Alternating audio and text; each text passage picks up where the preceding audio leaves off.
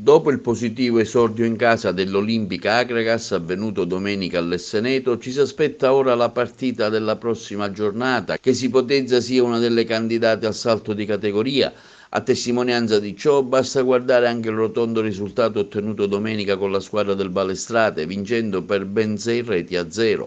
Attualmente il Salemi è la squadra che ha segnato di più, con all'attivo ben 12 reti fatte e solo una subita. Intanto si annunciano nuovi arrivi da parte del tecnico Giovanni Falsone. Si tratta del giovane palermitano Ferdinando Maniscalchi, un attaccante di classe 98 cresciuto nelle giovanili del Palermo e del Messina. La prova all'Esseneto è stata sicuramente difficile anche per le condizioni del campo, ma tanto ha fatto il giovane capitano Giulio Castaldo, che con forza e determinazione ha saputo dare il giusto carattere a questa squadra sin dalle prime battute in campo, e anche domenica scorsa con il Vallelunga. L'importante era vincere, siamo riusciti, adesso ci godiamo questa settimana, nel frattempo che cercheremo di recuperare le forze.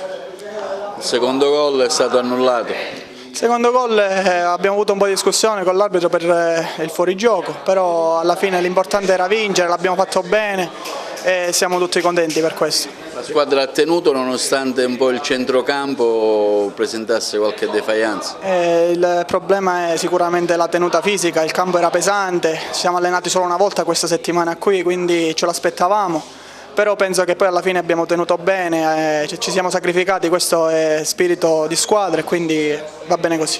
Il rigore c'era? Il rigore sì, mi ha tenuto la maglietta, io mi sono lasciato andare, però il rigore è netto penso. Le dirette concorrenti hanno vinto tutte. I risultati non li so, però noi ci dobbiamo fare la nostra strada, dobbiamo pensare a noi stessi, lo stiamo facendo, ora recuperiamo le forze con una settimana di allenamento e poi pensiamo alla prossima partita. Ecco, esordire qui di nuovo ad Agrigento nel campo madre, che effetto fa? Anche un po' emozionante, no? Sì, sicuramente, poi io sono agrigentino, per me è stata un'emozione sicuramente immensa, però ripeto, siamo contenti tutti, i miei compagni in primis hanno fatto una grande partita e siamo tutti contenti.